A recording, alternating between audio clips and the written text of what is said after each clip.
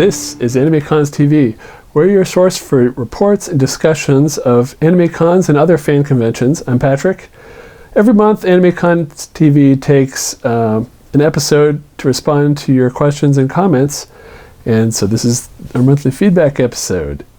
And there's not a whole lot this month, but we'll start it off with email. James writes, Dear AnimeCons TV, hello again to you all at AnimeCons. First off, I really liked Doug's con report on Star Wars Celebration. Wow, it looks cool, and it would be obvious that there would be a whole convention centered on one of the best and coolest movie franchises of all time. Being a Star Wars fan myself, I would like to go to this particular convention someday. I found Rogue One, a Star Wars story, to be awesome, and I hope that they make more movies in this series like Rogue One. So please give a thanks to Doug for it. Oh, and I would like to ask, why didn't you guys have an episode on the first Monday of April? Was it because you guys were on spring break? Regardless, I look forward to your videos in the coming month. Till next time, this is your loyal friend and fellow Otaku, James the Dark Kiba. We took the first Monday of April off because that was the Monday following Anime Boston, and every year that we've been doing this weekly, so I guess this is our 9th season, so we started that in season 5, so I guess the last 4 years, season 5, 6, 7, 8. So for 5 years, we've skipped the Monday after Anime Boston. We do 48 episodes a year, and there's 52 weeks in a year, so that means we take 4 weeks off. We took one off in, I think it was February, when I went to Gallifrey 1. We'll be taking Labor Day weekend off, so there won't be an episode on Labor Day, and like last year, we're also going to take Christmas off, so there won't be an episode, I think, that last week of the year. As for the other part of the question about Star Wars Celebration, I loved seeing all the footage too, and you know, I had seen Celebration when it was in Anaheim, and it's like, oh, that's pretty cool, and then I saw them do it in London. It's like, wow, there's a lot of stuff, and it seems like every year, at least for me, the fan at home, like much like yourself, it seems to get cooler and cooler. And then I saw the Orlando stuff, and other than the massive lines, which, all right, I'll just not go to those things, I wished I was there. And so I was like, oh, I want to go to the next Celebration. They're not doing it in 2018. The next Celebration will be 2019. My guess is that they will do it in either Orlando or Anaheim, because the Star Wars land at Disneyland and at Disney's Hollywood, is it Hollywood Adventure? Whatever they call the Hollywood theme park in Florida. Those open in 2019, when the next Celebration is. So I suspect if the theme parks are going to be ready, that they'll do Celebration near one of those theme parks so that they can tie in some after-con events. If I had to put money down, I would bet on Anaheim, just because they did it in Orlando last time, so do it in Anaheim this time, and then maybe Europe sometime after that. But yeah, so the next Celebration is 2019. I really want to be there. We'll find out when and where later. I'm sure Doug will be there.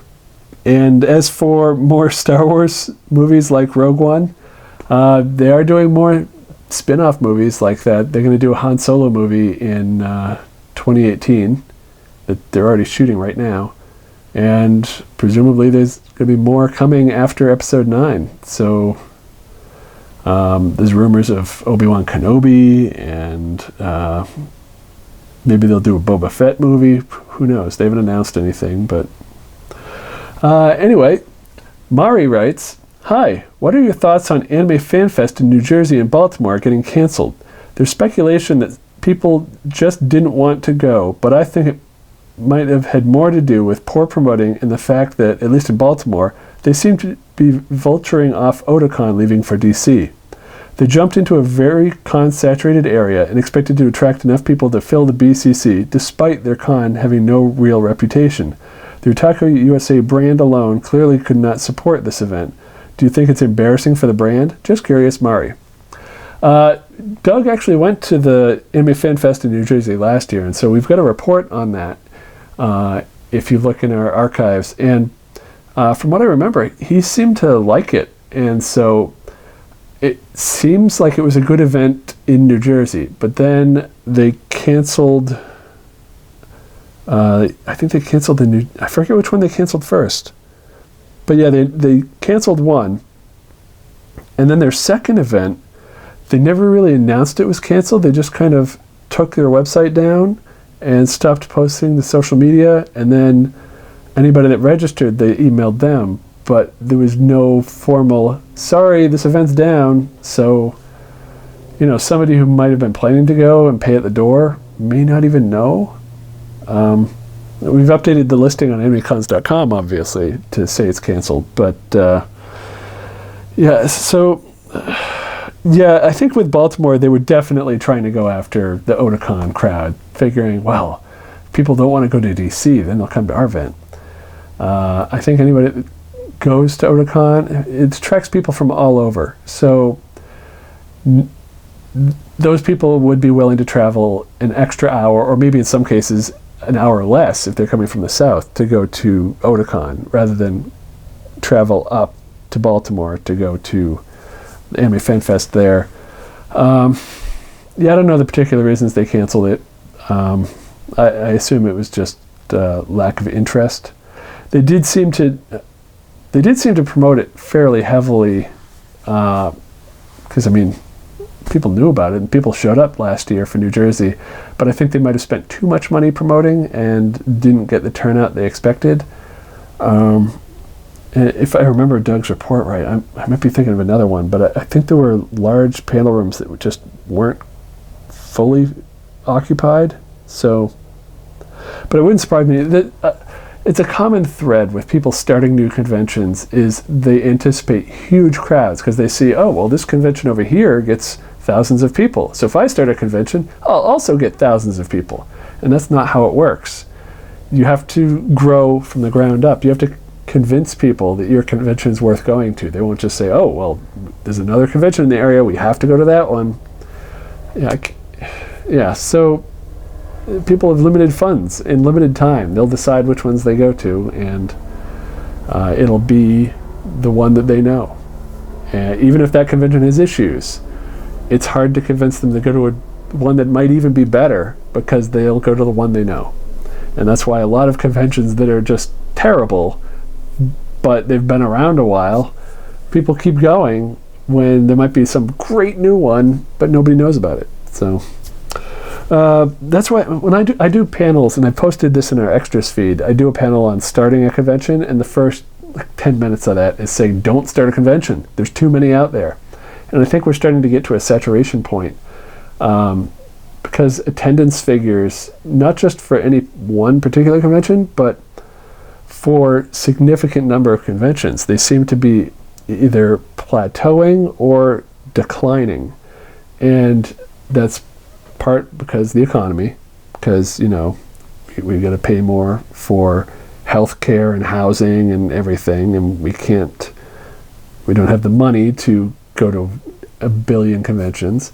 And part of it is just there's so many conventions that the audience is being spread out. So I don't know if we'll ever see new conventions pop up that become massive, like the Anime Expos and the San Diego Comic-Con and all that, unless they have a major backing from like Star Wars Celebration with Lucasfilm. For something to be that large at this point, you need something established to draw people in, like Star Wars. If Paramount decided to start a Star Trek convention and then there was a new Star Trek series on the air, when is that coming, by the way? And if there's a new Star Trek movie coming, then maybe they could do a Star Trek celebration. Maybe that would be pretty big. Probably not as big as Star Wars Celebration to start, but maybe they'll get there at some point. But without that, Creation does Star Trek conventions all the time, but they're not that huge. So, anyway, I've rambled on about this, but do I think it's embarrassing for the brand? Not for Otaku USA, because it's a magazine and a lot of people just know it as the magazine, and I don't think what they do in the convention world has a lot of effect on that. But the organization that runs Anime Fan Fest also runs Long Beach Comic Con and a New Jersey Comic Con of some kind. I don't think that's the title. Maybe it's Garden State. I don't know. But they run a convention in Long Beach and one in New Jersey, and I think there's one other, might also be in Long Beach, but those are still running, so they're going to keep doing that, as far as I know. Anyway, on Facebook, Ruben replied to last month's feedback episode telling Sketch, "Dance, magic dance." Don't know what that means, but good to hear from Ruben. On our forums, Pisces Are Whack asks, "Hiya. So this year, I want to go to my first ever AnimeCon. It's going to be a con. I've heard amazing things about it, but can I get some help in things? Like, how much money should I bring? What's worth spending money on and not? How do passes work? What should a start-off cosplay be? What should I do at a con? Are all conventions expensive? I have way too many questions, and I've looked a lot of stuff up. I just wanted some extra help from the community. Any help would be great." Well, Pisces Are Whack, to answer your questions here, how much money should you bring? If you have a credit card, you can probably get by with just a few bucks for any place that doesn't accept credit cards. But just be careful with your spending. If you see something that's a good deal and that's the only place you can get it, great. But there's money that you'll have to spend in the vendor's room, but you'll also have to buy food for the weekend. You'll need to leave tips in the hotel. If you need a taxi to get in and out, like I don't know if you're flying in or if you're driving, if you need to pay for parking, you're renting a car. So there's all sorts of things that you might need to spend money on. Without knowing more specifics about your situation, I can't say exactly, but you want to make sure you budget yourself so that you've got some money that you have to spend, like you've got to pay your share of the hotel room, or you have to pay for parking, you've got to buy a cab ride back to the airport or whatever. You've got to set that money aside and know, okay, I need this money, I can't spend it on stuff. And then you have your discretionary funds, like, oh, all right, I'm willing to spend up to $100 on manga and Blu-rays and whatever at the convention. So set your limit there. And so that's how you can figure out how much money you should bring. How do passes work? Actually, sorry, I skipped one. What's worth spending money on and not? Well, that's up to you. Some people love to go to conventions and buy the model kits. They love to build the Gundams. That's not something I'm into. Other people go and they stock up on DVDs. I tend to get mine online. So if you see something that you really want and you can only get it at the convention, well, go ahead and get it. But if it's something you can get cheaper online, watch out for that, because just because you're at a convention doesn't mean that's the cheapest place to get it. So, price compare. Even in the dealer's room, one dealer might be cheaper than the other dealers. So, shop around a little bit. How do passes work? Well, for most conventions, I haven't been to A-Con, but I'm assuming it's like most conventions. You register in advance for the cheaper rate.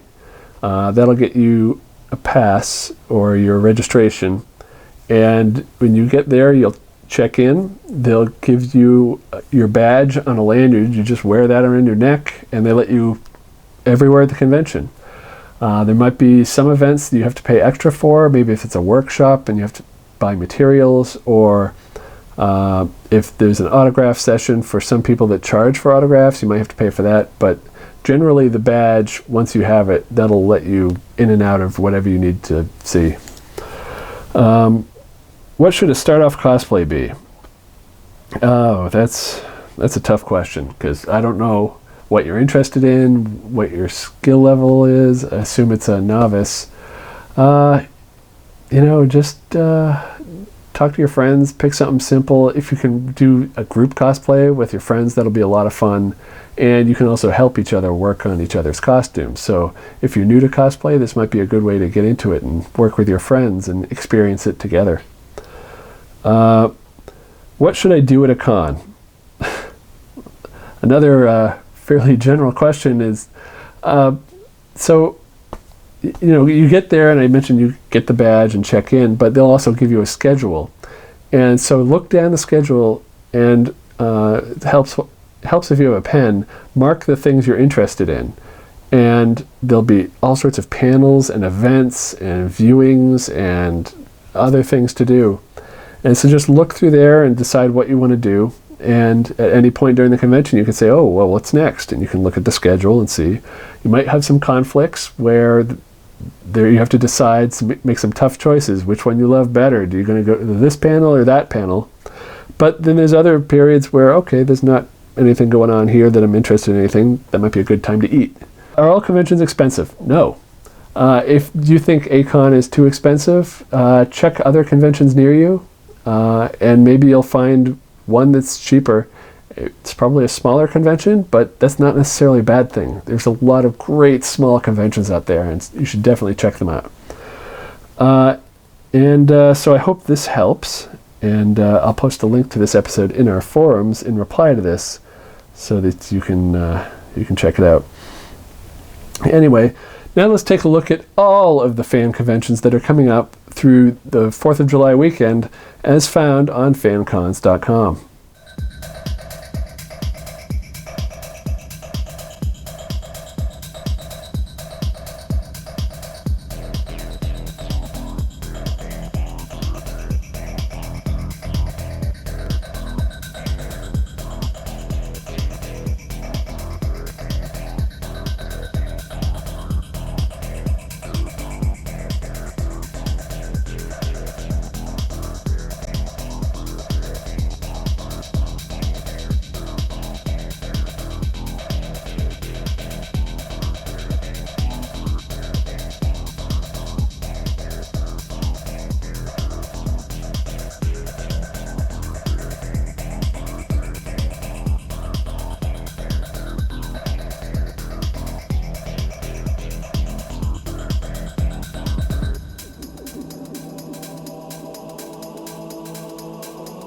Coming up on AnimeCons TV, Elizabeth is going to do a cosplay help episode. I think that's next week. We're also working on an episode where we're sharing ideas for what to do with your collection of convention badges. Do you just throw them out, or do you collect them and display them somehow? Do you store them? We want to know, are they in a box? Are they in a binder? Are they hanging from your bedpost or hanging on a hook on the wall? Let us know. And if you want, send in pictures. You can email us at podcast@animecons.tv. You can also call our voicemail line at 762-ADEQUATE. That's 762-233-7828. Let us hear what you're doing with your convention badges. Even if you just throw it out, let us know. It's like a little survey here. And we're working on this episode, and we'll put out this episode hopefully soon. And Doug and I have some ideas on what to do with badges, so we may collaborate on this, and maybe we'll have a multi-host episode, which is kind of rare these days. Also, if you're on Twitch, check out our AnimeCons channel. It's twitch.tv/AnimeCons. We've got all of our episodes just running in a loop. And you might think, oh, well, I'm going to see the same episode. That's pretty hard, because we've got over 74 hours of content that's looping. You'll see episodes, you'll see the last couple of years of feedback episodes. We took out some of the early ones because they're not that relevant anymore. But ever since we went weekly back in our 5th season, you'll have all the episodes just running there. Yeah, wow, 74 hours, and it doesn't include our first 4 seasons. Man, it's hundreds of episodes. Anyway, they're running there on Twitch TV, and so don't bother with the chat room because nobody's in it. But you can just leave the podcast on here, and just while you work on cosplay, let AnimeCons TV loop on Twitch. You can also find us on Twitter, Facebook, and you can find our website at AnimeCons.tv, and we're on YouTube. Just search for AnimeCons TV. Please get the word out. Tell friends about our podcast. Tell friends about our YouTube channel. We post about it on Twitter and Facebook, so all you have to do is share the link, and your friends will see it. And please subscribe. If you're listening to us through a podcast, subscribe on iTunes or whatever podcast reader you've got. If you're on YouTube, please hit that subscribe button, because we're trying to get to 1,000 subscribers by the end of the year. I know that doesn't seem like much, but we really want to hit that. We're almost at 800 as I record this. And if you're watching this on YouTube, you can also leave comments down below, so that's great. And we'll see you next week with our cosplay help episode. Thanks for watching. Bye.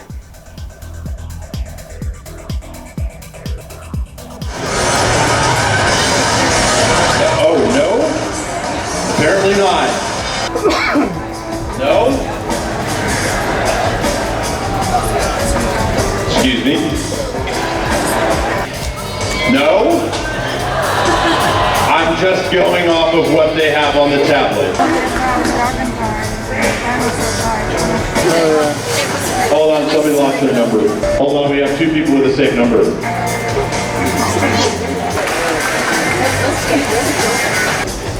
Dean as the board. Alright, so I'm going to keep going back because my list is over and there's still a bunch of people back there. I apologize for the technical difficulties.